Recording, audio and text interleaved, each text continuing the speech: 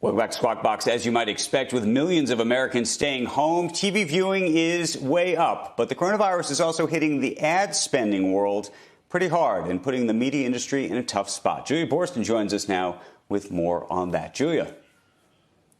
Andrew, that's right. The media giants are under pressure from a dramatic pullback in ad spending, the pause of all live events and the closure of movie theaters and theme parks, outweighing the benefit from the rise in TV ratings and of streaming at home. Now, the 7 major media companies warned that coronavirus would have a meaningful impact on their results. Disney, Comcast, AT&T, Fox, Viacom, Sony, and Discovery all issuing those warnings. Now, it is worth noting that a number of analysts do see long-term opportunities in these companies. All of these companies will see some benefit from an increase in streaming and TV time at home.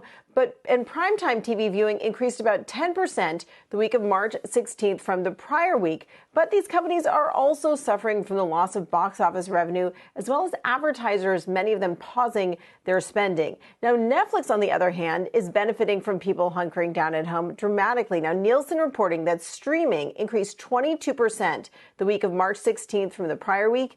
And Netflix really dominates streaming with the largest piece of that market share with about 30% of all streaming minutes.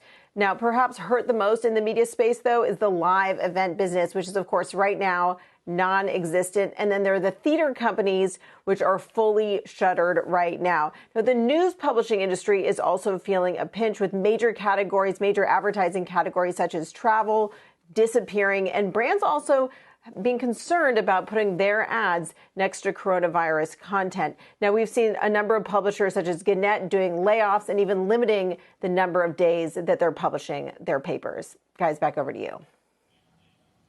Hey, Julia, thank you for that. One quick question for you, Julia, before we go, which is the streamers look like they are beneficiaries right now, but we haven't gotten into a situation where we have seen whether layoffs and other things like that are actually going to pull back on streamers, and whether people may have binged in certain cases through all of the content on certain platforms that don't have the kind of library that a Netflix does. What's the expectation come next month?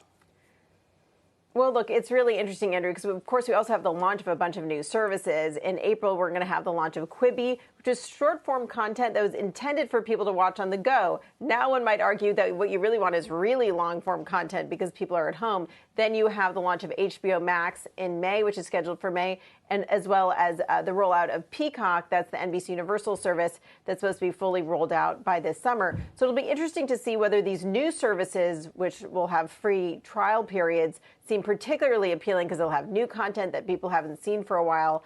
So there might be a shift over to these services. And analysts are mixed on Netflix. Some say that it's going to be harder for Netflix to expand overseas.